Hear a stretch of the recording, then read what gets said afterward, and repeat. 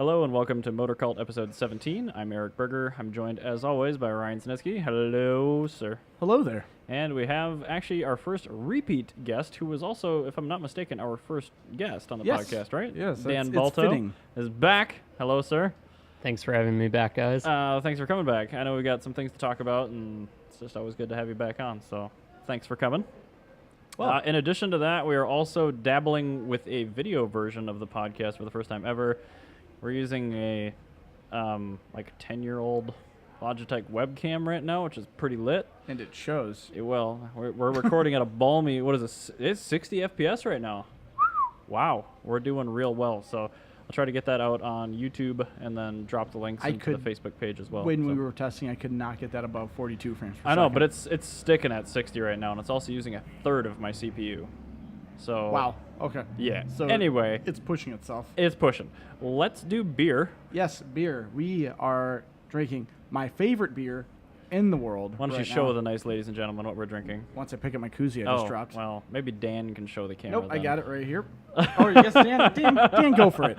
It is the Clown Shoes Mango Kolsch. We were mentioning the best summer beer. Yeah, this looks really, really good. This one, I promise you, is far and wide undefeated. All right. Well, let me turn up the gain on your mic a little. All right. Ooh, that sounds delicious. It is delicious. I'm also going to open mine, but my mic has a much more minimal gain. Oh, no. Oh, it's got some pressure. Under pressure. All right. Whew. Time to form an opinion. Yes. Do so. Made with bits of real mango. Yeah, that's really good, isn't it?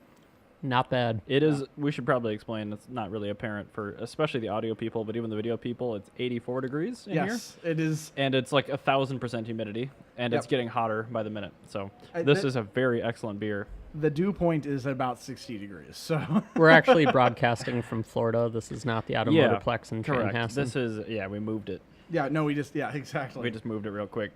Anyway, Yeah. So the beer is good. What do you? Should we just go with good? It's like it's a good drinkable hot weather beer. Honestly, it's the best summer beer. If you want more on it, you should try it. You absolutely should. Clown Shoes is one of the oldest. That's the brewery. Yeah, Clown Shoes. Where are they based out of?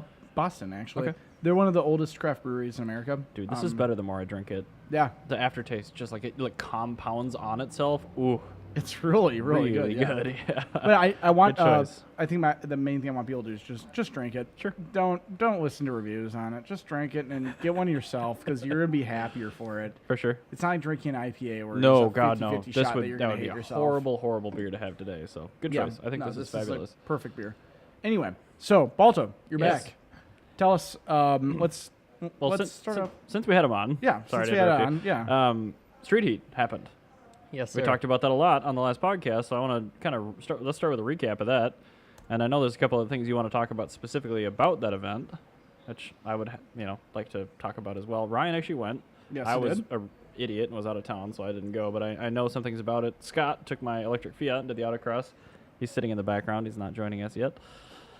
But yeah, go over. I mean, what went exactly how you thought it would? What went not how you thought it would? What was better than you expected? What was worse? I mean, sum it up for us. Yeah, absolutely. As far as what went right, I'd say the weather first and foremost. Weeks ahead of time, it was looking like storms, and at least they held off until the end of the day, till Sure. about 6 p.m., and then we basically had what looked like just a windstorm roll through, so didn't even really have to clean up any of the trash because it all just got pushed into one corner. It's just going to blow into Egan. Yeah. It'll just go straight down the road. It's perfectly fine. But Or yeah, Blaine. no, autocross went really well. The car show went fantastic, aside from people converging in their parking lines because there was both the yellow parking lines for the parking lot and the white parking lines for the transit buses during the state fair. So some people didn't know which to follow, and we ended up with some converging lines, which was quite entertaining, and a few people being blocked in. I see. Well, that sounds like it's at least a surmountable issue. Yeah, absolutely. It's also out of your control, so you didn't mess that up either. So right, it's good. right. Well, it's definitely easy to keep things that are in your control successful.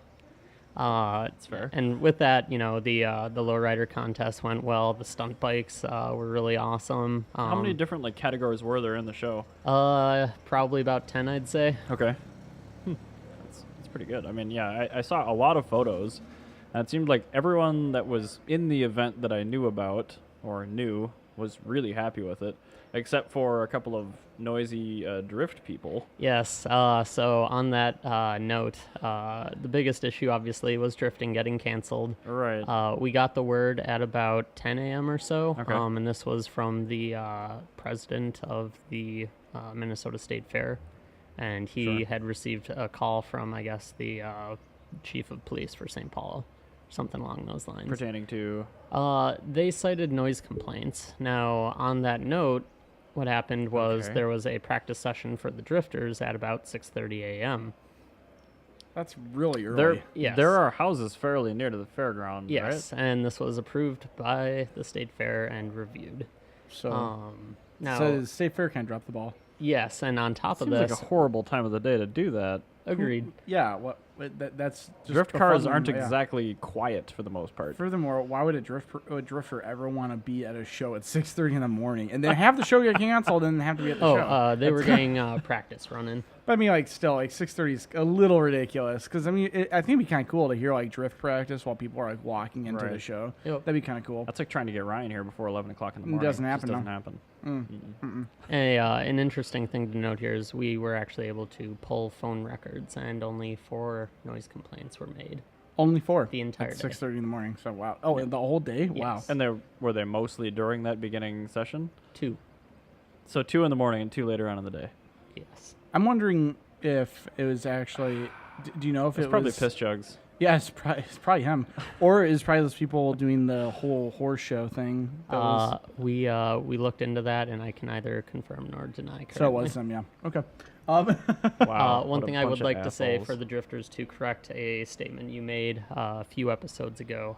The drifters actually got free entry and were sponsored by our sponsor, Samaritan Tire. So, Oh, okay. the I did exchange- not know that. The exchange there is they all got free sets of tires. Oh my God! So and they were still complaining. Man, I should have registered Not to so drift. much. Only a couple of them. Overall, no worries drifting. Can I and get the a rest free of the set of teams tires? were fantastic. I mean, Are we doing it next year? I got a crest that I can bring out. I It was won't gonna do say, very well. if you Ryan wanna- wants Ryan wants Sumitomo. Sumitomo. These are cost me damned. I want to import some My- Advan HF Oh my. type Delta or type Ds. Yeah, those Okay. ones. I'm not even going to touch on this, but the episode we did where we touched on cost be damned and budget tires, they were the same tire for you. So Yes, it was. Something It's has true. changed. Yeah. No, But anyway, no. sorry to I interrupt, said Sam. that was the one tire in the world that I actually spent money on was that Yokohama Advan, the old school one So we with the should have modern done compound. a third section that was if you were sponsored by a tire company, what tire would you run? Exactly. Yes. Shit. there you go. But anyway, in so which it would be that tire. Yeah. so that's super nice that was comped because I mean what Ryan was talking about on that episode too is like there was another drift event that day in Brainerd. Yes, that was. Crap! I don't even remember what it was. Doesn't called. matter what it was. The whole it weekend was worse. anyway. Yeah, it's worse than the street heat one. We know that for sure. Okay. But it's super nice that they were at least comped. I mean, Yeah. Free and tires. tires. I mean, that's Basically, huge. it's $400 you gave them. You give every single one of those drifters $400. They can. Yeah, and They should calm down. they probably weren't burning off brand new name brand tires No, themselves either. I can so. guarantee you that every one of those drifters, because most drifters I know in Minnesota run like some garbage tires that got off Craigslist for like $50 for a set of 20. So Yeah. they well, go peruse the used tire section at Discount Tire. By that I mean the tires are next to the dumpster in the back. But yeah, no, honestly, I can't say enough good things about Samaritan Tire, though. It's definitely where you want to go if you have a lowered car to get in alignment. And yeah, they have an they're- in-ground rack, don't they? Yes, Yeah. and Which Samaritan? either location. Okay. They St. have Louis their old Park one's location in pimpin'. Minnetonka, but their new location in Edina is top notch. They even Yeah. have this beautiful tire mounting machine that looks like it only. I used to work mounts at that. high-end I used to work in that shop. No kidding. Yeah, that's back in the day when it was Honest One and went out of business because it cranked property taxes through the roof. So the Edina one probably won't be around Excellent. too long. but- Burger is now eating one of the Krispy Kremes I brought back from Week Fest 2018 allegedly. in Chicago. How is that? Actually, I wanted to go to that, but I'm planning a trip to Concourse, so I'd rather go to that. Yeah, it was a great show for someone like me to actually leave Minnesota and check out other car events. It was fantastic. I spent last Saturday in Wisconsin at the Dells for Automotion, and then Sunday morning we rolled out to Week Fest in Chicago at the Navy Pier. And both. It's at Navy Pier now? Yeah, that's where they nice. held it this year anyway. It Definitely. was at McCormick Place a couple years ago. Gotcha. Yeah, no, fantastic venue. It was cold as balls, frankly, though. It was. I don't know what just happened to Ryan. Something bad. On camera. Perfect. All right. If you're listening to the audio version of this podcast, I highly suggest you find the video one. God damn And you go to 10 minutes and 20 seconds. Like, I inhaled it, and it just all went wrong. And then I started laughing because I'm like, oh, I'm a cough everywhere. And then I just... Poor Dan's just trying to tell us about his car adventures, and Ryan has to go die. God damn it. It's okay, Eric. Why do I interrupt all of our guests? That's what I'm It's just used in to. your Eric. nature. That's why you're here. All right. Anyway, continue on, Dan. Yes, both were fantastic events. At Automotion, I attended Battle of the Imports, so honestly, it was probably the most similar show to Week Fest the day later. Both had about 300 cars, I'd say, maybe a little less. Dang. All extremely, well built, well modded, extremely clean. Some of the engine bays were so clean I'd eat off them, and I'm a pretty big germaphobe, all things Damn, considered. dude. It sounds like you respect all builds. So, this is my question here. I have, and I did not want to surprise you with it, or I did not want to put this on the I didn't want to put this on the schedule because I wanted to kind of surprise you with it. But how? Because I know Chicago builds. Just to be frank, there's an abundance of builds that would equal the single best car in Minnesota. Why do you think there's such a higher quality of builds in Chicago? That's debatable. Yeah, so I'll start this, I guess, with the reason why I think that there are a higher number of higher number. higher of number quality of builds is all down to population statistics, right? They have a population, let's say even within looks like we got an RC car going around somewhere. That That's definitely Corvette, an old GM or something. that C3 Corvette was struggling. Oh man. Oh, jeez. But yeah, so Chicago and the surrounding area has a population probably 4 or 5 times the size of Minnesota, or That's at what least it's about, the Twin right? City Yeah, area. of the Twin City area. Yeah. So I think it would be something to assume as well that they would have 5 times the number of quality builds there. Yeah. they also have a massive port, Yes. which I mean, it's not that big of a deal for shipping, but for just having the availability of imported cars and stuff, you have a higher number of Skylines. Yeah, absolutely. And even Peugeot, you see. They also have a much higher number of shitty builds too because of the population. Though. Well, that's true, but I mean, that's going to happen anywhere. If we go per capita, I bet it's very similar. Yeah. I'm sure it's similar to Los Angeles as well. Because we drive around Los Angeles, Gross. 4/5 of the cars are garbage. But No, they were all burned in that forest fire. But every single time you see a car show, set of photos from Los Angeles, I promise you that is the top 0.001% of the city because there's still garbage builds everywhere. So Garbage. I think a lot of people give Minnesota a bad rap about garbage builds. But really, it's just we have the same number as everybody else per capita. It's just that you don't see that in other states, and a lot of people that complain, I think, don't live here. Yeah, here's some perspective. Each show had probably about 30 or maybe 40 awards. Yeah. Minnesotan owners, including the TYC Photography and Christmas Racing Team, they took home a grand total of, I think, 4 or 5 per That's show. huge. That's huge. It's 10%. That's huge. So that's something to be proud of. I think everybody in Minnesota should be proud of themselves for that.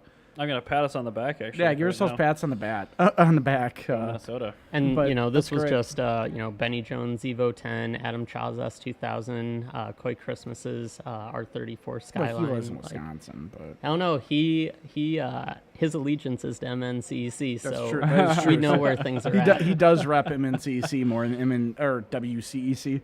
Yeah, absolutely. So, How dare you say that name on the podcast? and seeing Shahoos. We don't do Wisconsin topics here. And, it's body you know, count. there are a few embarrassing things I'd probably admit for both shows. At Week Fest, there was a more or less stock Nissan Sentra in the show with powder-coated wheels. I do Built. believe it was a vendor car, Sick. but Built. most of the vendor, actually all of the vendor cars were parked off-site otherwise. And Wow. then Battle of the Imports, as an Evo guy myself, I'd say there was probably 15 different Evo 10s there specifically. How many of them are manuals? I think actually most of them were. Good. Good. And Nice. this is where I think it's funny is that, at least in my opinion, I think my Evo would have done better placing than at least 10 of them. Probably. I mean, your car is in excellent condition, so. I mean, it has the Minnesota rust on the underside, but, you know, Yeah, exterior is but good. a lot of Evo 10s are really clapped You out. have a Mitsubishi product. That's fair. That's a product where That's factory. they primer the engine bay. They don't put actual paint in the engine bay. So And it's the type of primer that just promotes. so I corrosion. think I think the fact that your Evo is doing as well as it does, you should be happy with yourself. Well, I think it's in great condition. No, and well, you drive it in winter. much appreciated. Yeah, I'd love to start separating car shows by what are trailered, what are summered, and what are year-round drivers. And what are built and what are bought. Yeah, there you go. Except, you know, I don't when really you care when about you that. say built, you definitely, you know, bought the parts, and you definitely Yeah, on didn't, eBay. you know, exactly, right? Yeah, eBay So tuned. is any car really ever built? Yes, they are. like technically the If you're actually 355 is renting, built. if you're renting, if you're taking wrenches and putting on parts that you got to turn your Honda Civic into something nice, Yeah. that's built. If you buy a C6 Corvettes and then you just drive it to a car show and go, look how cool my car is, that's bought. But if a person with that C6, if they like If they buy modify a it, Jugs catalog and they throw like a mild cam in it, does that turn into a built car then? if they're building, Right, but like I wonder, we should almost cover that as a topic, but like where does the line start for Oh, built? there is no line. It's a spectrum. it's not black and white. It's a spectrum. I'm It's- on a spectrum. Yes, it is. It's like, it's not like saying, are you gay or it's a not? It's different how one. gay are you? Oh, okay. So it's like my cat. Yeah, exactly. He's extremely. I think that's like the top of the spectrum. Yeah, exactly. Anyway, let's move on to Light the Night. I want Sure. to talk about the upcoming show here in Minneapolis. We talked about it on the podcast when you were on last time, but now it's actually imminent. It's very close. And I know you can't say necessarily everything about it, but I mean, just give us the dates again, kind of what it's about, and then any other details you think are pertinent. Yeah, we're 3 months out from yesterday, or Nice. actually 3 months out from today, I guess, if Okay. you argue last Saturday of the month. What the event is actually going to, So it's the last Saturday of August. yeah, Okay. right before the It's- Mitsubishi cookout on that Sunday. It's MNCEC's time of the month. Wow. welcome. So we're actually going to the Light the Night, or sorry, we're actually going to have to rename it the Light Up the Night show. Let me turns- change it in the notes. Why? Yeah, it turns out the American Cancer Society hosts an event called Light Up the Night, and the city of Minneapolis said we should probably change it. So Oh my God! Damn it's cancer it's trying like to when take Easter away from MNCEC. it's like an MA Performance had to change boost for boobies to Boost for a cure. No, whatever. It's boost for boobies forever. excellent. Yeah, it's I'm booster glad we'll have movies. that following at least. But the cool thing here is we're actually going to have it precluded by the 6th annual Paul Walker Cruise now.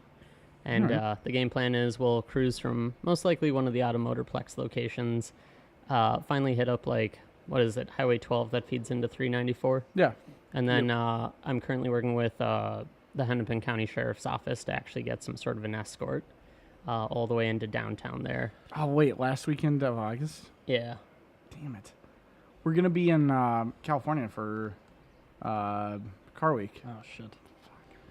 No, I'm gonna But try everybody to- else should go. If you're not going to Concours d'Elegance in Carmel, or in Pebble Beach, absolutely go to Light the Night. Yeah, I'm actually really bummed. It's the first time I miss. I'm actually going to be at Wait. Pebble Beach as Oh, well. man. Someone else is going to have to run this Ooh. event, I guess. So who's actually going to be there? Good question. I think all of Minnesota is going to Pebble Beach. Everybody, there's gonna be like 3 people there, and they're like a dad that didn't get the memo because he just- doesn't have a Facebook. I just went here in my Google Calendar, and apparently before Euroworks was disbanded, they scheduled a show date because it's in my calendar for Saturday, the 25th of August. That's hilarious. That's embarrassing and sad. That's probably why. That's probably why Chris canceled it. He just wanted to go to Pebble Beach. Probably. Yeah, I see Monterey Car Week in here, so Yeah, so we're I'm gonna definitely do my going- darndest. Yeah. Yeah, we're doing Car Week for sure. But yeah, the Light the Night show. Light up the night. Sorry, thank you. You're welcome. Even Light I'm, up the night. I'm definitely subject to my own issues. Will be on Nicollet Mall in downtown Minneapolis. So I sure hope so. That's gonna be cool. That's So- gonna actually be really cool. It's on Nicollet Mall, not Yeah. the parking lot. Because the parking lot's cool. That's even bums me out Nicollet more. Mall at night is freaking gorgeous. You know, if like by some odd event that I can't go to Car Week, I'm glad that I've got something else that I can go to and be depressed along other depressed car people. yeah, there you go. But yeah, we'll be using the streets from Washington all the way to 12th Street, which is right where Brits is. Oh, perfect. Oh, I love their I bet Scotch egg. you're gonna and, like all of their food. I don't even care Even about their the rest curry of it. is yummy. Yeah, but curries. so I imagine there's probably British cars in front of there because if you don't, I'm be pissed. Yeah, we're working with a few local British clubs. And, Oh, which ones? Mostly going through Intermark, but Okay. it's looking like we'll work with the Morgan guys, Austin Healy. I'm curious if I should park a few McLarens over there. No. Technically, no, keep them with the No. exotics. Find a couple of Rolls Royces. No, I would say just British roadsters. And Borrow if you Brexit. can find like a BL Princess or something. That sounds about right. No, what? You bought a piece of cheese. The one car I request is there on my behalf is I want a Mark I Frog Ice Austin Healy Sprite. You find me an owner who wants to show up, and I'll give him free entry. I'm sure there's got to be one in Intermark. There has to be at least one. I hope so. These Yeah. cars always exist here. We just have to find the people. There's a crepe restaurant on Nicollet Mall. You can put some Crepe. citron there. Where is it? It's over on Nicollet Mall. It's just north of. It's like 2 blocks north of Brits. Is the restaurant called What a Load of Crepe? No, it's called La Belle Crepe. Oh. Points to House Gryffindor. I know, right? But But what was the Harry Potter house that we were coming up with the other day that was like a car term? I can't remember. Oh, shoot. We'll figure. Yeah. It'll come to us after we're done with the podcast. But if you do that, Maybe it was Corey, we I know don't a guy that has a few citrons. Citron? Yeah. Yeah, Michael? and Michael, he'd probably be able to have like a showing at least. All you have to something do French. is bring your NPR news mug, and he will show. Yes, Gianna has one. I It's know. massive. It's like Massive. a gallon. Oh, MNCEC shirt. Represent. Hey, look at that MNCC shirt. Yeah, thumbs up. Woo! All right. Awesome. So that was off topic. All right. And what else is off topic? Tesla. Yes, Tesla. So, have you seen the video of Tesla trying to roll the Model X for Yeah. their Oh, you mean the Model X being hurled sideways on a track into a And- giant sand basin, trying to flip it over? and it ends upright. I know. Like it goes. So if anybody hasn't seen the video, I think why don't you pull Yep, the I video will. up? You might Yep. be able to see it.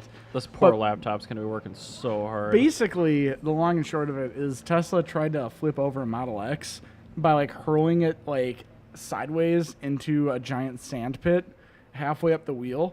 Oh yeah. And it like skidded like up, defied gravity, skidded up into the sand, and then landed on its wheels. Yeah, it reminds me a little bit of that video that keeps going viral of that boat that can't capsize. Yeah, exactly. It's like that one. Yeah, it's just like that.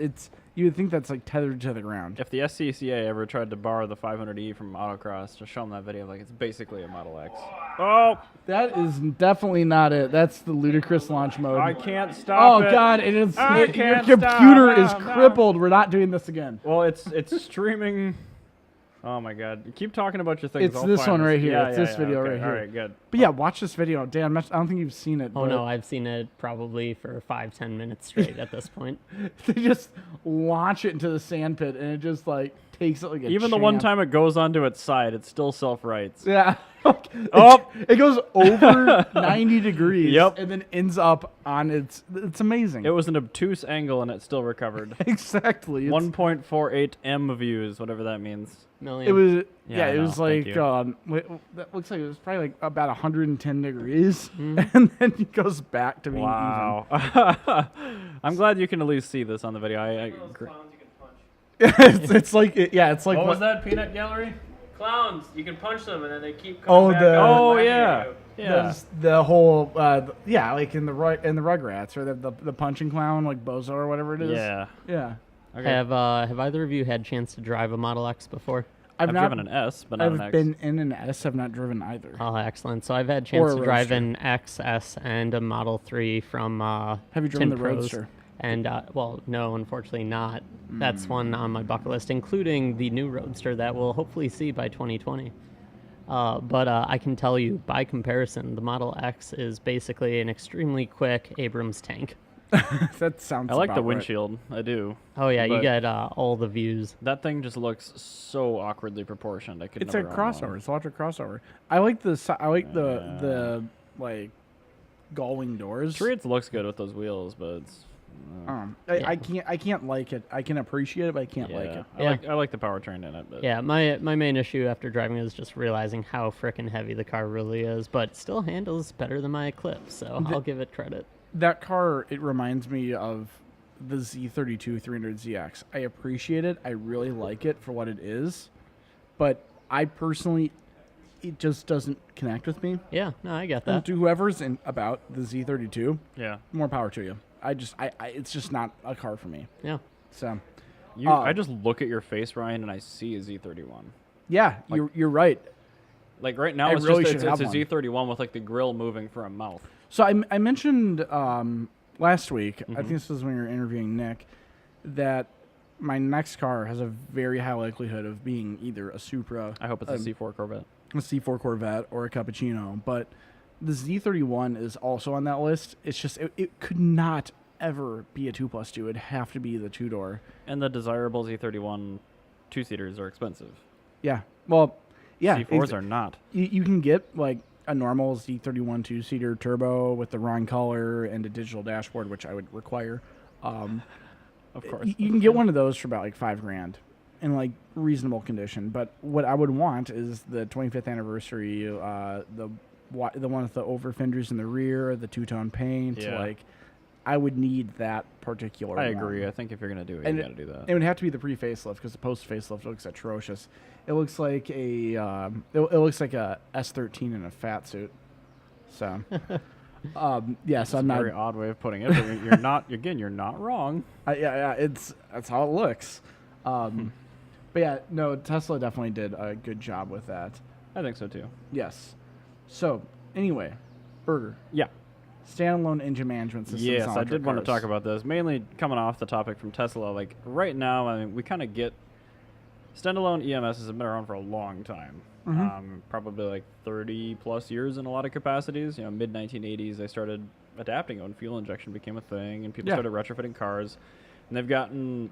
You know, it was Electronic fuel management systems. yeah, I mean, it's incredible how they've progressed. I mean, now you could literally buy an out-of-the-box thing that bolts onto a car with a pre-pinned wiring harness. AM Infinity. You plug yeah. it in. It's got a couple of wide bands in it. The thing will, you know, you load your engine displacement, the number of cylinders, sometimes not even that, and it loads a tuning table, and then it just starts tweaking it and makes it perfect right out of the box. Nope.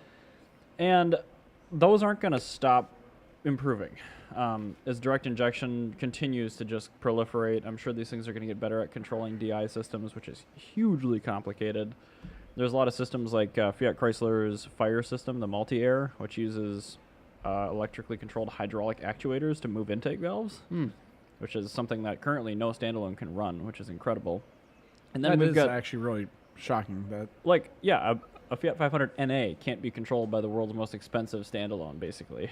AM, you have to step your game up. Like, what are you doing? And I mean, I might be mistaken there. There might be some parameter you could tweak, and like some pip output you could make to, if you knew what it was expecting. You could Motec, tweak it. Calltech, what are you doing? Like, Exactly. get your life together. Right, but I like, need to be able to tune my NA Fiat 500 with my ridiculous. but why I put this in here is valve because system. right. My daily driver, the electric Fiat sitting down there. I mean, that's got largely the same type of thing in it for the motor control Yeah. as is an engine computer.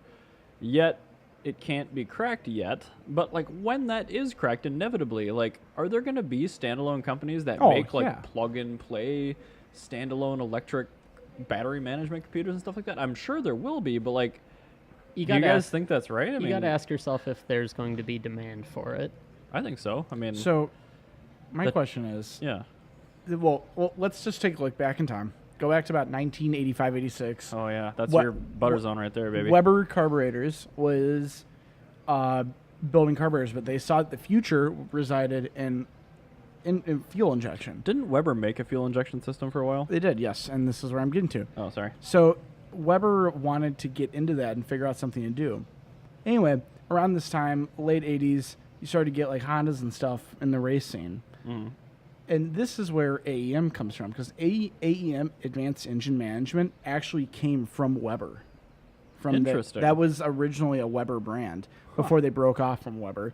That's incredible. I didn't know that. Yeah, and so AEM had that exact same situation. So I think what AEM eventually is going to do is AEM is going to make a knockoff like AMM, Advanced Motor Management, Right. or something eventually. Right. Because there's going to be a demand for this. Because, right now, fuel injection, awesome. Really cool. You get cool noises. I have never met a single person who has actually been in a good electric car. Because I'm sure that there's somebody that's been like a G-Wiz or something that sucks. Oh, But, man. I've never seen somebody that's been in like a Fiat 500 electric or a Tesla with ludicrous mode and said that electric cars aren't cool. Right. No. Yes. Nobody's that's- driven I one think of those that's and gonna come be- away and be like, oh, it's fine. Yeah, no, I think that's going to be the Like, future. wow, that's amazing. So here's my thought here, though. So from normal like stock ECUs right now, the issue is partially from a hardware component and partially from a coding component, right? I believe that's- mostly coding. Mostly coding, yeah. And that's the same thing with engine management right now. Because, I mean, Yeah. the computers in modern cars, like stock ones, with the exception of a couple of companies like Honda, are really elaborate. I mean, they are the most powerful engine computers sold Yeah. anywhere. So that's So, I my mean, if you question could- then. For an advanced motor management system, why not just, if the coding protocols are already there for controlling the motors and you just have to adjust, the bounds and stuff, Right. what necessity is there for a new management system when you can just widen the current one? Well, the deal is you can't Ah, because they're okay. encrypted. Well, no, but you can crack the encryption, and that's where you move on. You might from. be able to, but unfortunately, how much it costs to crack the encryption on something like that Might be more costly. There's Yeah. there's Okay. like one company in South Africa that Yeah. holds the encryption keys to these things, know- and they are mammoth money. That's a perfect point. So I think it's cheaper for a company to reverse engineer it and make a standalone. Yep. And in a case like mine, it's a Bosch motor control unit. So like legitimately, you can go and buy one of those Virgin from Bosch, probably with some sort of control software. And I bet you the pinouts, we've got a lot of the same wires coming in and out of them. Yeah, the one thing I'm realizing now is I actually have a buddy who has a shop in the North Metro that I will not name, who actually does this sort of work, getting, Teslas back on the road. Yeah, definitely don't basically. mention him. Not Yep. by name anyway. Yeah, definitely not. But no, you're right. The market's already there, and I've just been And it's only going to get better. I don't remember where I heard this, but it was a recent survey that was probably based on bullshit. But it was like 1 in 5 surveyed American buyers looking to buy a car in the next 2 years said they would seriously consider or they would purchase a battery electric vehicle, not a feel like- plug-in hybrid, but a battery electric vehicle. I feel like that's actually higher. I think it's higher. I Actually. genuinely think there are a lot of people that would consider buying a battery electric vehicle. Well, given that half of the population in the United States lives Is over retarded? half, but over half of the population in the United States lives in an urbanized area. Yeah. You frankly don't need an F-250 for that. No, Not at all. taking your pigs to market. Yeah, and no, I mean the range keeps getting better on these things. The charge times are getting faster. The warranties are good. they're ludicrously fast. And Oh, it's that's Memorial so Day great. weekend right now, so I'm sure you've all driven past a gas station and see the gas prices. You don't have to deal with that with an electric car. Nope. I honestly now. did not pay attention to a single gas price. Oh, on it's my way down ludicrous here. right now. Oil is lower than it's been in months, and gas is higher than it's been in months. I saw Tucker's post about and that I am yesterday, but pissed. I drove down here I for just- a total of $2. 12 cents Yeah, exactly. That's insane. off peak power, man. I it was maybe a little more than that, but you get my point. I had my fuel light come on the way here. Oh no, Yeah, so that means I get to spend a lot of money. We'll just siphon some gas from my tank. it is I extremely got hot you. in here. I actually think I'm gonna put in like a gallon of gas just to make it through the weekend, and then at day after Memorial Day when prices go back down, be like, yes, now I'm gonna fill up. I don't really blame you. It's fine. Yeah, it's ridiculous. Huh. But yeah, no, I'm really, really curious to see who the first company is that does. I don't know if it'll be a split off like AMM from Weber AEM, or if it'll be Mega love- Squirt. AEM is a separate company now. I think it would probably be Mega Squirt. I bet the homebrew community is going to get a hold of how these things operate, and it's not that complicated. I mean, it's battery management, so there's a lot of there's a lot of inputs and outputs on those things, Yeah, but nothing is a complicated signal. I mean, it's a 3-phase AC motor, so I mean, yeah, there's some hardware there, but nothing is that complicated. No. So it just takes somebody that knows a little bit about it to get it working, and then once it has the capacity to actually make it. Like right, I once the hardware is there, people will tweak it with software. I don't until it's have great. I don't have the hardware capability. Right. That's my issue. But if people I do. had a Fiat 500 sitting in front of me, I could get the software like that. but I Right. just don't have I don't have the financial capability to make the hardware, and that's the only issue. That's I think Megasquirt will probably be the one. So it'll probably be some person like Trig, Right. sitting with a Fiat 500 electric and a Megasquirt system from like an old Mercedes, going, I'm gonna make this work. Pretty Like, much. Yeah, that's basically what it's gonna be. I mean, as long as you got something that can read 3 Hall sensors, and it can drive like 20 individual signals, yeah, that's it. I mean, there's probably existing EMS hardware out there that I could can run an electric guarantee you. motor. I can guarantee you right now, an AEM Infinity can do that. Probably. I'm going to assume this company already went under or something, but already did some research while you guys were talking. HSR Motors out of North Carolina. Looks like they already developed something for the Tesla, got it to work, and then most of their stuff has gone dark. So perhaps that's Okay. the future we are looking Maybe at. they were strong-armed by a certain automotive conglomerate. It's entirely possible. Bob Lutz, personally, driving like a W body with No. a bat in it with barbed wire on it. No.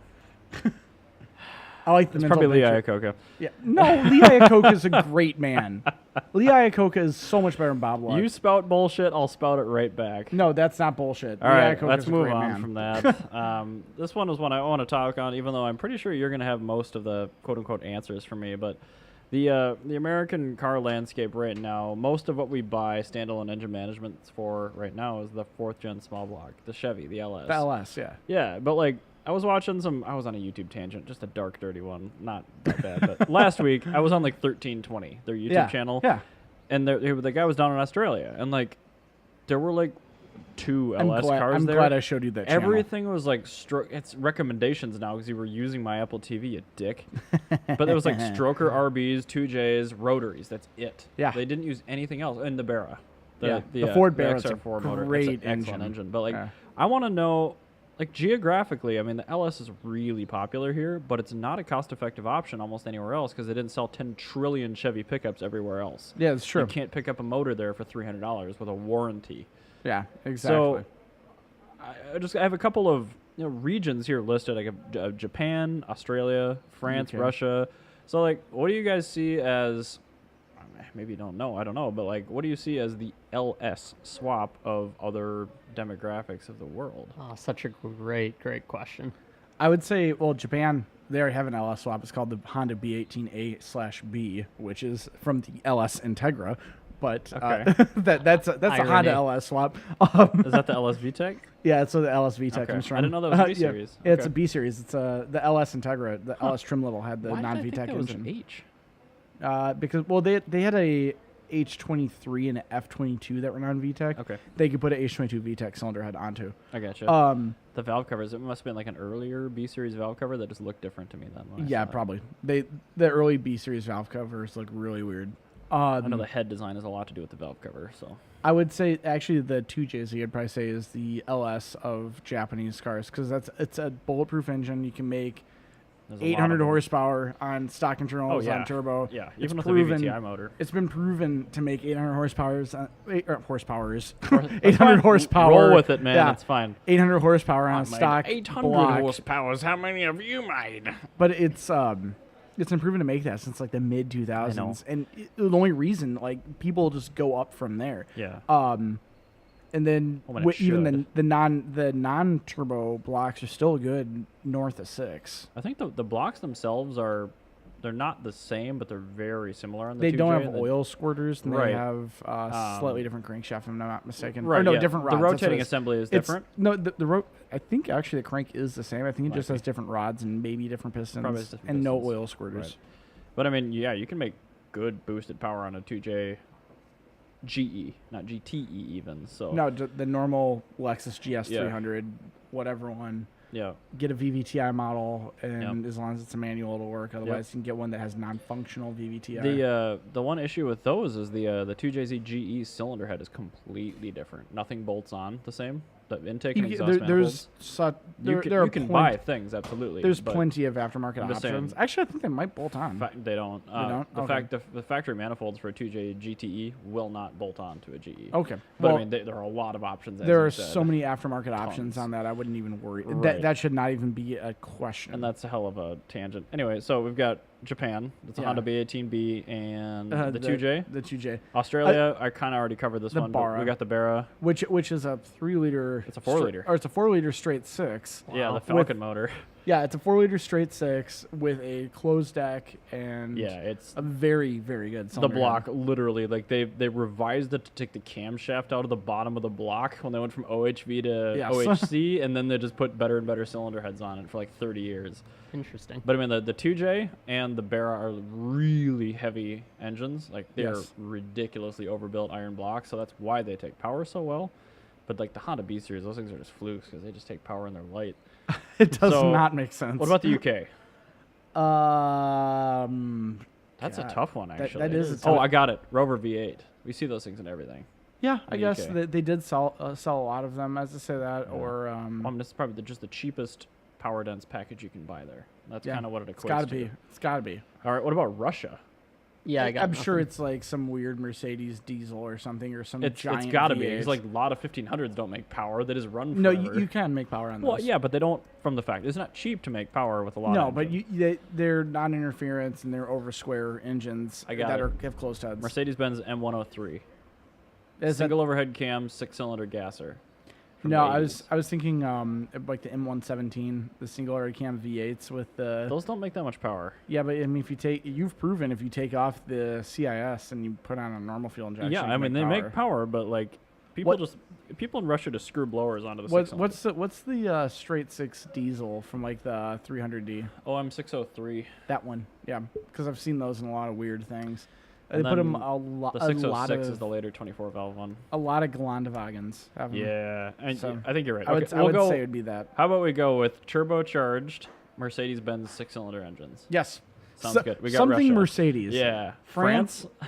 I honestly don't think they even have something because it's very, very hard to get any aftermarket engine swap done in France. 'cause of Whatever their can laws. run on strong wine. Yeah, I believe basically. is- All right. Well, sounds good. well. I mean, just to go a bit more in depth, they literally they have some of the strictest vehicle modification laws in the world in France, and that's why you don't see That's dumb. that's why you don't see many modified French Although- cars, and it's also why you see really awesome factory cars from France. Interesting.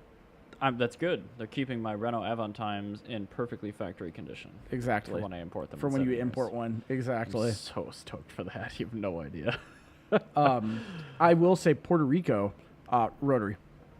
Because that engine will fit in anything. Yeah. I'm not gonna say every Puerto Rican And you person I know, can but like, international ship a rotary for like $20 because they're so small and they're light. so small, and they are rather power dense. There's a good aftermarket for There's them. not really many good transmission options for the rotary. no, there though, are. Right? Oh, there are. Yeah, Okay. the I suppose there are. The there's a popular ton of- drag race motors. So. Well, not only that, you can put their adapter plates for a Power Glide. There's adapter plates for Huh. R156s. There's power. There's adapter I plates stand for corrected. AE101 transmission for a front wheel drive Can model. you get Even can you That's get an insane. adapter plate for a Ford PowerShift? no, because it's a garbage CVT. Why would you ever want that? It's a CVT. Isn't it? Is that their CVT? I thought it was an automated. We've never actually looked this up, but I'm pretty sure it's an automated clutch manual. it doesn't. It doesn't matter because it's gonna break in 5 minutes. It's terrible. I think we should. I think all transmission swaps. If you're going to convert from a manual to an auto, if you're not doing a Power Glide, you have to convert it to a Ford PowerShift. No. Gross. All right. So speaking of Ford, I Yeah. do. All right. Oh, we're going on Ford again, huh? Oh, sorry. Ford to me, everybody thinks I hate them, but the thing is, I really want to love them. Let me love you. Yeah, I, they've heard, I heard this 2 episodes ago. Yeah, sure. like you understood that. Yeah, Oh, absolutely. Dan, it's been on. It's like a Mitsubishi. few. All right, Oh, so- the Eclipse worse. Cross. Oh wait, Yeah, sorry, but better. like I want to love Ford, and I know the Ford enthusiast guys think I hate them, but I don't. I really do love Ford. And I All their product right now is so good. well, not in 2 years because when we don't. I didn't say in 2 Yeah. years. I said right now. The Fiesta ST they stopped giving us. Top Gear reviewed it. Yeah. Yeah, Road and Track reviewed it. Fucking great. Everyone reviewed it. It's amazing. It's amazing. Everybody wants it. It's the greatest thing ever. It's what made Ford sell the normal Fiesta in higher numbers because people go, "Oh, I could get a Fiesta ST, but I can't afford it, so I'm just gonna get a normal Fiesta." And the ST and it is looks awesome, like an too. ST. And even the normal Fiesta is great. That But 3-cylinder we're not EcoBoost getting is it rad. And because you know why we're not getting it? Ford hates America. You know why we're not That's getting why. it? Because idiot Americans are buying freaking crossovers. You know, I really don't like Ford right now. They do something where it's like I want to love them. Like they have these like peaks of like really good stuff, like the early 50s, and then like the like late 80s, and then today. And Ford was like a pyramid scheme hotel presentation that came true. yeah. And then turns out 2 years later it was actually a pyramid scheme. And then it comes true again, and it's a pyramid scheme. You're actually right. I think that's a decent analogy. Look how good that car is. Yeah. Yeah, it's amazing You looking. can't It's really see it amazing on the TV, driving. but- It's a 3-door hatchback that we get.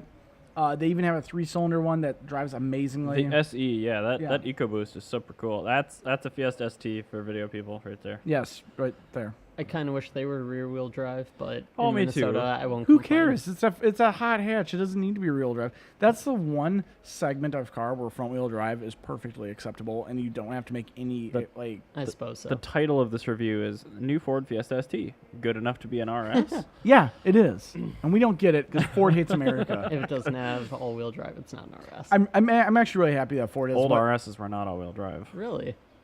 Huh. Yeah, Even in the early 2000s, they were front-wheel drive. only the current one is all-wheel drive. Well, it's a I'm smart move very in my happy opinion. Yeah, I that agree. Ford stock is terribly cheap.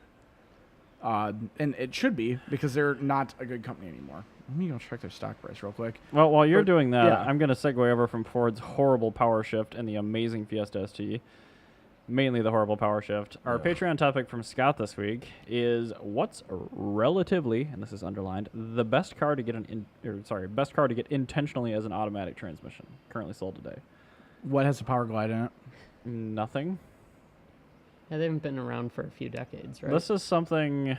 All right, so here before Hopefully, we, you guys have an answer. I got to think about this for a second. before we can do this, I was Okay. saying Ford stock is like just terribly Okay, cheap. It's yes. $11. It's currently $11.50. What was it a month share. ago? It was about the same. It just never moves.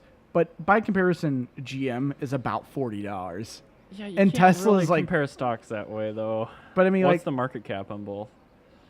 market cap on Ford is 46.83 billion, and GM is 53 billion. Perfect. GM still makes cars, so I think we figured out the Yeah. issue there. General Motors, fun fact, is better than Ford. Anyway, I All never right, thought so I would say that in my life. If you have to deliberately buy a vehicle with an automatic right now, can't say none. What would it be? Also, it has to be offered as a manual. Are DCTs included? Yes, that's an automatic. I would want to say a Outback 36R. Okay. Not offered with a stick. Yeah, no Outback in America is, but they make a Canadian Outback 4-cylinder with a stick, which So you could say 4-cylinder then. no, the 4-cylinder's terrible with that. Yeah, automatic. so you can't do that. It has to be available in that powertrain configuration with auto and manual. Does it have to be new? Because there's one No, it doesn't. C4 Corvette. Because I don't care. You want a 700 R4 instead of a I don't Tremec care. T5? I just don't even care at all. It's a stupid car that I'm buying exclusively to make V8 noises. I mean, I'm not wrong. You kind of are, though. It's no, I'm not buying it for that. Or another one. As I say, SVX, but you can't get that manual This either. is a tough question. This is a very tough. Scott really burns us. Well, with these you questions. actually did this. Yeah, I Balto. was gonna say. I mean, if we're Yeah. talking cars that aren't currently offered, you know what my answer is. Yeah, the Evo Is it 10. an Evo Exactly. 10? Because Okay. you did Absolutely. literally buy an automatic Evo 10, Yeah. and it's fine. It's perfectly fine. I'm struggling really hard with this one. Yeah, I would say. You know what? I'm gonna say Forester. Okay, that's fine. Because I would actually take it'd become a toss up a Forester XT with automatic versus a manual non-turbo Forester. Like that'd be a reasonable car to drive. If I had to say a car that's currently being sold, though, I'd probably say just a new Camaro or something basic like that. No. It's one of the last cars that actually cares about the manual. I want Yeah. something that's offered as a manual just because it's like compulsory to do so. So I think if I was going to pick something Like a Chevy pickup. yeah, probably it'd Something probably be like like a that. Chevy Colorado or it'd be like a Kia Optima or Interesting. something like that. So just a normal plebeian Something car. where like the manual's in there just because it's a rest of world option and they need it for cost cutting, but like the auto is actually probably like a 6 to 8 speed engineered unit that's been, that's had all the R&D money thrown at it, and it's something I'm not going to enjoy driving anyway. The Ford F-150 isn't offered with manual anymore, anymore, is it? no. I don't know. No, that Although- is not. Okay. Oh no, I've got. Well, it's not. I'm gonna add this on top. It's not a car. The Cummins Ram. yeah, There you that's go. another That's one. offered with a stick. Well, actually, the Odd Max are terrible from what I've heard. They are, and the sticks are actually pretty good.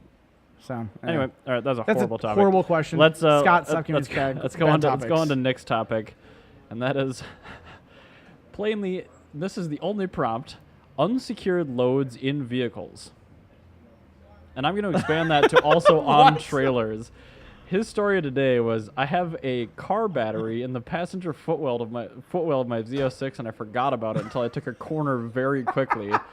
So, and I'm guilty of this all the time. I've got like diffs and tires rolling around in the back of my Fiat, and like somebody comes and races me. I'm like, I'm not gonna lose, so I'm just gonna go and deal with the carnage of whatever flies around back there. I guess I do that too. Yeah. So like, just give an example of like one time you've had like damage in your vehicle just because you started hooning when there was something heavy rolling around in the back. Oh man, I anytime I've ever carried an engine, I have a good story on because this. at that point, because I always drive, a lot of my cars are front wheel drive, Ratchet and they're strap the engine down, dude. well, I don't no, that's way too much effort. These are kind of clapped out cars, but most of my cars are front wheel drive and very heavily front biased weight. I'm like, Right. I now have perfect 50-50 weight distribution. great? It's great. And I'll take a corner with an inch in the back of my car and be like, this actually handles better. It's like the Gas 500. Whenever I had an engine in the back of that thing, I'm like, this thing handles way better. And then I pull the engine out of my Honda Fit, and I noticed there's a big hole right where the oil pan was, and it just dug right into where the spare tire well was.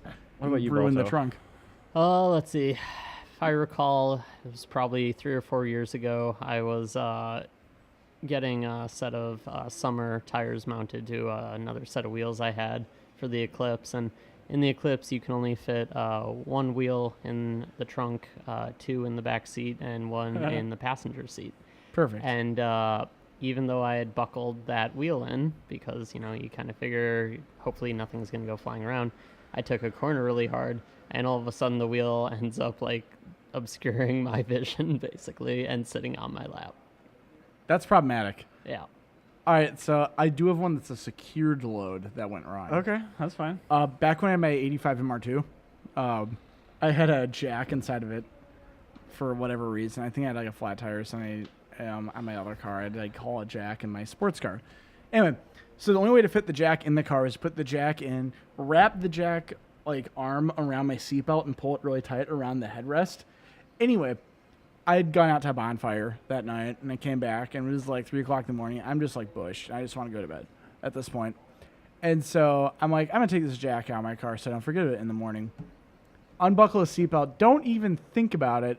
Jack arm flies with full force into and through the windshield. So that's my worst story. And the worst thing is I secured down that jack arm so it wouldn't scratch the windshield. And I just annihilated it. Irony. I've got unsecured load, and then I've also got interior debris. 2 brief stories. I'll start with the unsecured load. I bought a 1999 328i manual off of Craigslist that had been sideswiped really bad. Yeah.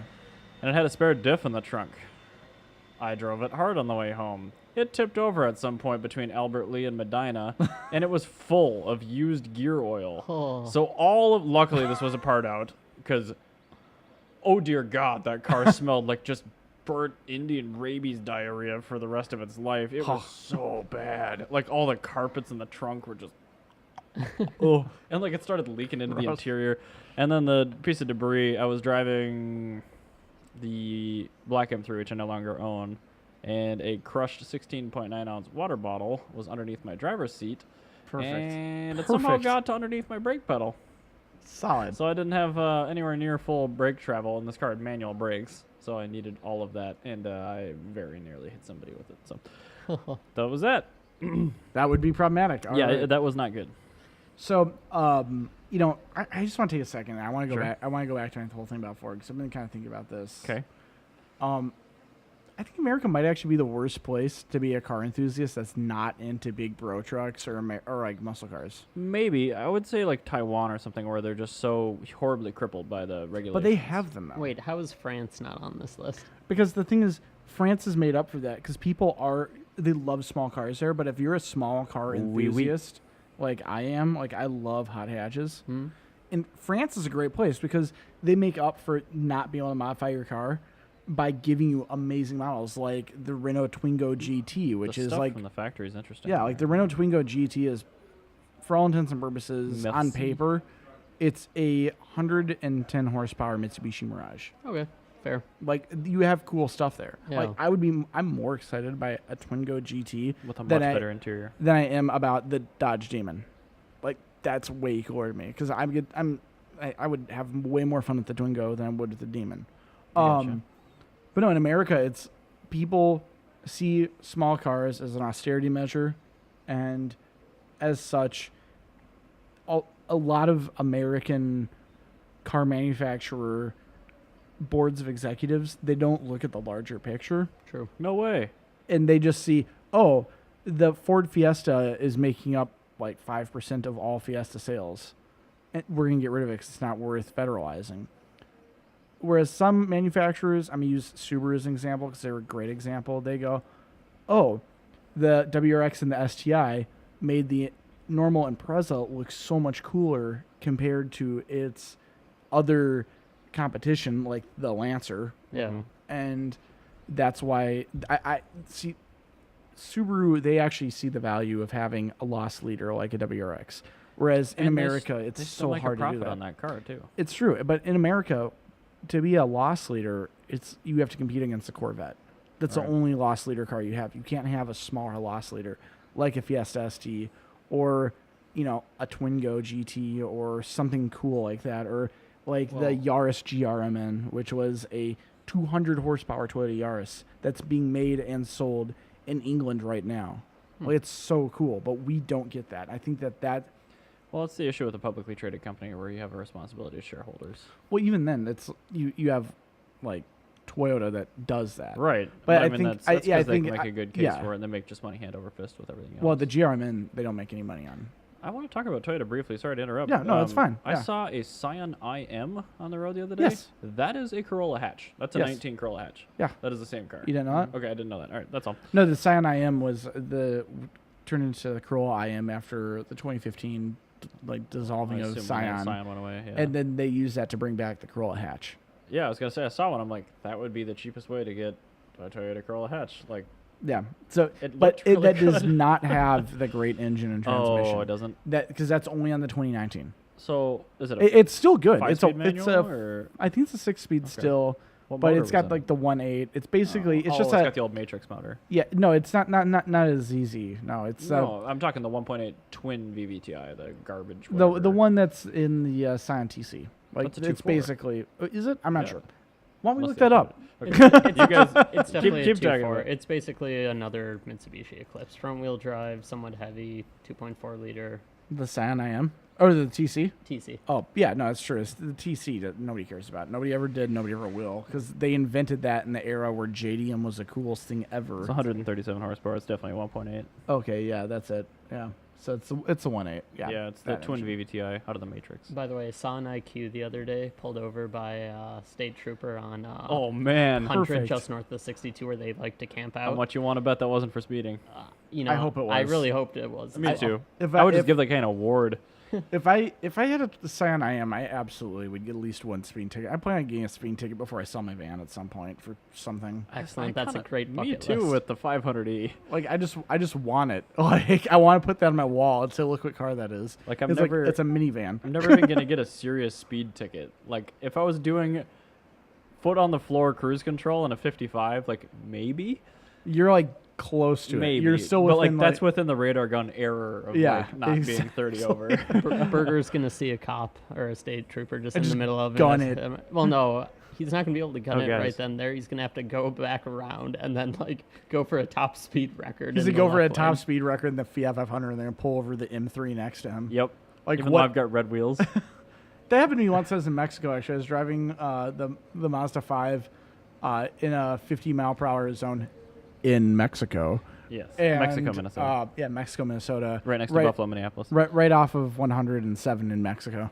But anyway, I was going like 75 and a 50. Wouldn't that be like Ciento and Ciento and Cien. yeah, Yeah, probably. it'd be Ciento and Siete. I don't. Yeah. Okay. Anyway, We're horrible But people. anyway, so I was going probably about 75 and a 50, and Okay. there's a cop. Allegedly. There's a cop that's hiding up on the overpass above us, Sure. and I just obviously just blew the doors off this BMW that was in the slow lane next to me in my minivan, and I see the cop come down. I'm like, oh, fuck. And so the cop gets up behind the BMW and bowls him over. I know for a fact that had to be for speeding because that BMW was not doing a damn thing. It was driving perfectly normally. That cop just saw Mazda 5 and saw a BMW and said, this BMW looks like he's speeding. Oh, it's an M3. Show this guy who's Go boss. get him. I'm buying an M3 next Wednesday. Oh, another one? 2001 Laguna Seca Blue. Nice. Congrats. Thank you. Nice. I pulled up the review, the car driver review on the IM just to confirm. The lazy 1.8 liter four-cylinder under the hood generates 137 horsepower and 126 foot-pounds of torque. That, Car and Driver, secretly, they're really savage in the reviews. Like, they don't put, anything savage in there. Until you actually read into it. Yeah. Quietly defaming. It's great. It's like if you read their review of the Eclipse Cross, which I highly recommend everybody does. Yeah. It is hilarious. It looks like a Jeremy Clarkson review. Yeah, you mentioned that last week. Or was Yeah, I it- did, yeah. That was great. Anyway, hey, it's pre-war time. So Donald Trump wants to put a 25%. I'm glad we got the bell finally. Yeah, I know, right? Donald Trump wants to put a 25% tariff on imported cars, right? Yep. Which is total bullshit. And everybody who drives an imported car and voted for Donald Trump, this is what you get. Well, keep in mind, a lot of the imported cars that people drive in this country are made here. Actually, a lot of these And a lot of the domestic cars that people drive here are aren't not. made here. Yeah, They're made in exactly. Canada or Mexico. which So actually much irony. come to think of it, Yeah, I also think definition. I think a lot of Isn't people. it ironic? I Don't you think? I think a lot of people that drive imported cars like and vote Reggie for Hang. Donald Trump are kind of like Aaron, and they didn't go to wedding high day? school. Oh, Jesus. Anyway, so The Shots fired. GED. yeah, I bet he's got one. Was blown up ass RB. Anyway, so Donald Trump wants to put a 25% tariff on imported cars. Vans and trucks already have that tariff. That was called the chicken tax back in the day. Yep. That's why the Subaru Brat had jump seats in the back of it. That's why we didn't get the Volkswagen. What was the pickup called? The Doka. Yeah. something The Vanagon Dokas. Well, we got the split windows, but after the bay window went I'm in, talking we like ne- the recent one. I thought it started with R. or oh something. yeah, I can't remember that. Yeah. It's Rognak or something. no, it's Amarok. Amarok. Yeah, Amarok, a great car. Or the Fiat Spada. Yes. That's our cool truck. And the Renault Aventime. Renault Aventime, exactly. Even though that was technically a coupe. Damn right, it's a coupe. Anyway, That's the only coupe I love. so another thing with Donald Trump being a man out of time, we actually did do this once, and we did it back prior to World War One. You're talking about the tariff? Yeah, tariff is 25% tariff on Oh. imported cars. We did that prior to World War One But you're talking not on cars or vans and trucks. on cars. Cars. Oh. Yeah, and prior to World War One, there's an import tariff that was done because America is really protectionist. Yeah, exactly.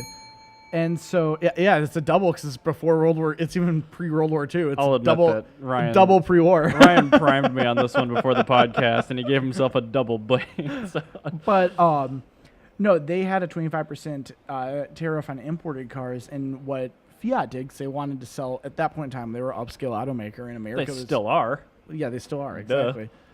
But America was actually they were actually a very good market because of the Gilded Age, and the only people who could afford a car were people with a lot of money. So what they did to get around the tariff was just build a factory in Poughkeepsie, wherever, I think Virginia or something. I'm going to pull up your article here. Yeah, I actually read this off Haggerty. They were an insurance company with an amazing blog. They do. They have some really good writers there. Yeah, it's a very well-written Very blog. Everybody that counterintuitive. works at It's really Haggerty good. and listens to this, give yourself a pat on the back. 'Cause And then give us a you call. Do a great job. Yeah, I would also love to have you on the podcast. Anyway, that's one of the pre-war Fiats, which looks completely indistinct from No, it looks just like a any 600, other man. car. Yeah, exactly. It looks like everything else. Anyway, yeah, if you scroll down, you'll see actually exactly where the factory was. But it's funny, like when they I built. love old factory photos. But when they built the factory, even the factory had a like an Italian motif to it. Like it had Oh, like I mean, everything was on fire? yeah, no, well actually Wine bottles everywhere? Funny thing, it actually I think it actually did burn Of course light it on did. fire. Everything in the turn of the century caught on fire. They heated scroll with down- like hot candle oil. Oh, this in this wooden isn't it, but structures. anyway, they had a Oh, look at that they typography. had the the roof tiles that were curved, and they had the stucco sides on it, and it looked like an Italian villa that happened to build luxury cars. I love this type of graphic. Yeah, isn't that tight? Oh, Yeah. See, pre-war is your thing. See, that's it. It looks like it came from the. It looks like a Italian delicatessen. It looks like cosettas. it really looks does. modern. Yeah, it does. You would not think that was made in 1910. Seriously, that could have been made in 2008. Exactly. Yeah. It's like So- Bauhaus. No, it Way really ahead is, of yeah. its time. Yeah. So is Poughkeepsie, New York? That's where it was. Okay. So yeah, no, they had that. They built cars. By they spring even 1910, a Mediterranean-style factory, sheathed in stucco and capped with terracotta tiled roofs, opened in Poughkeepsie. see what I mean. Like, it's actually very well written. Yeah. Yeah. So they built cars here until World War One. They even made a special 7-seater touring model made When- just for America When did the tariff go away? after World War One. Okay. Yeah. So World War One really changed everything. Once that happened, Interesting. there was a fire at the factory, and they couldn't afford to do any of that, and they just didn't want to continue doing that anymore. They ended up selling the factory. They ended up selling the factory to Duesenberg, and they built stuff there. Is Donald Trump on like the board for Ford Motor Company right now or something? Because it seems like a lot of these really horrible decisions Probably. are coming about at the same time. No, he hates Ford. Remember, he talks trash about them all the time. No. Well, I still hate Donald Trump. I hate Donald Trump. I hate Ford too. We can bring up politics on this podcast because it's our podcast. So. Yeah, it's on our podcast. If you don't like the politics, Fuck sorry. 'em. Yep. I'm a person. With I'm his not brain, gonna. I'm amazed he hasn't made any cars yet. You would think, and you know what it would be? It would be totally. so orange. It'd be a discount Rolls-Royce. No, it wouldn't. It would Chrysler 300. It would be a Chevy Malibu Points. with some garbage leather seats in it, Trump and giant gold letters on it, and he would sell it for 3 times as much as you. Oh, I'm sorry. Very sorry. I was trying to prepare and I did a fail. Anyway, Just ignore it. it would be like a Chevy Malibu with giant gold Trump badges. It would cost $60,000, and he would have some horrible subprime loan you could potentially get, so people would actually buy it. There'd be 5 people in trailer parks to buy it and be a failure like every other one of his ventures. Anyway, on that Sorry. bombshell, I'm a terrible person. I don't have anything for interesting engineering. I just saw some interesting engineering. Tell me I about some am interesting covering engineering. finally an interesting engineering topic. Last week when we left you guys, I wanted to talk about torsion differentials this week, and I'm going to try to keep this as dry and quick as I can, just because it doesn't matter to most people. But on a limited slip differential, I'm not talking an open differential. I'm not talking a welded or a spool. I'm not talking about a locker. There are 3 basic types. There's a clutch type, which is by far the most common. Just uses friction discs to keep things from moving around. Makes sense. They work really well. They have good lockup. There's a viscous coupling, which uses hydraulic diaphragms, almost like a torque And converter. they always break. on those. They have a shelf life. Yeah, they do. And it depends. They're really fluid picky, and they're sensitive to heat. And then we have torsion, which is what I've got right here. And I'm just going to kind of explain it while I play this video, which you probably can't see that well. But basically, inside of the differential unit, there is kind of 3 sets of worm and wheel gears. And those are things you guys have seen before, where it's like a rotating worm gear that spins a gear. And these things work on the principle that the worm can spin the gear, but the gear cannot spin the worm. Oh. So, yeah, Okay. it's using like the friction of the gears basically to only allow these things to slip in the direction it wants to. So it's really, really interesting how they work. So the ratio going in and the preset ratios going out are maintained always in a differential.